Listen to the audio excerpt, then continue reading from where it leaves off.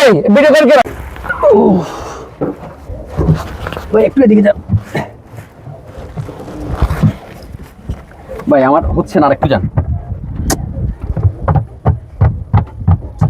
ভাইয়া। ভাই কষ্ট হচ্ছে ভাইয়া, প্লিজ ভাইয়া, শুনতেছেন?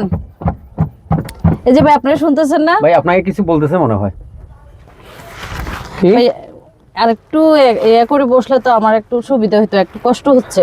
একটা সিএনজিতে তিনজনই বসা যায়, এখন আমি আর এদিকে কই যাবো কোন? একটু তো স্যাক্রিফাইস করা যায় ভাইয়া, যেহেতু আমি একজন নারী মানুষ ভাইয়া, ইয়ে করে তো বসা যায়। আপনি একটা রিজার্ভ সিএনজি নিয়ে যান, মানে নেমে যাই। ভাই এটা কি যুক্তির কথা হলো? রিজার্ভ সিএনজি আমি এর থেকে একটু সামনে যাবো, এটার জন্য কি রিজার্ভ সিএনজি নিব? এটা তো আপনি তো সিএনজি নেন না রিজার্ভ। আমি নিব কেন? আমি তো এখান থেকে অল্প একটু যাবো। আমিও তো অল্প একটু যাবো, তো এটা কোনো কথা হইলো ভাইয়া? আরে গাড়িতে বসলে একটু একটু আপনার এটা হবে, এটা এটা বলা লাগে নতুন করে আপনারে? না ভাইয়া, আপনারা যদি একটু মানবিক হন তাহলে এটা বলতে হয় না ভাইয়া। আপনি যেভাবে আপনার দুইজনে আমার সাথে যেভাবে ঘেঁষে বসতেছেন, এটা তো আমার সমস্যা হচ্ছে। আমি আবার কি করলাম? আপনি ওনাকে ঠেলতেছেন। কই, আমি তো ঠিক মতে আছি। আপনি আরে ভাই তর্ক তর্কের কিছু নাই, সিএনজি গাড়ি তুললে এরকম হবে, বুঝছেন? না ভাইয়া, একটু মানবিক হলে এরকম হয় না ভাইয়া। আজকে আমি আপনি এখানে অমানবিকতার কি দেখলেন? আজকে আপনার বোন যদি আরেক জায়গায় বসতো, তাহলে আপনার বোন যদি এরকম হেনস্থার শিকার হতো, তাহলে আপনার কাছে কেমন লাগতো? ভাই এখানে হেনস্থার কি হলো? এই যে আমাকে আপনারা ঠেলতেছেন দুইজনে। এটা স্বাভাবিক ব্যাপার। না, এটা স্বাভাবিক না, একটু ম্যানেজ করে বসা যায় ভাইয়া।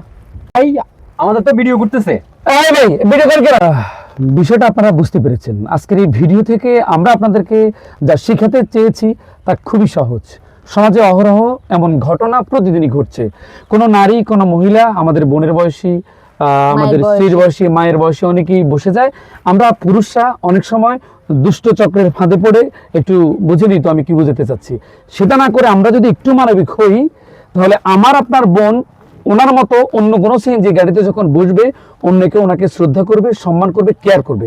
আর আমরাও যদি মনে দুষ্টামি নিয়ে এভাবে ঘেঁষে বসে ওনাকে হেনস্থার স্বীকার করি, তাহলে কিন্তু ভাবেন আপনার ওয়াইফ, আপনার বোন কিংবা আপনার মাও এভাবে কোথাও না কোথাও হেনস্থার শিকার হবে। তাই আসুন নিজেকে শুধরে নেই, দৃষ্টিভঙ্গি বদলাই।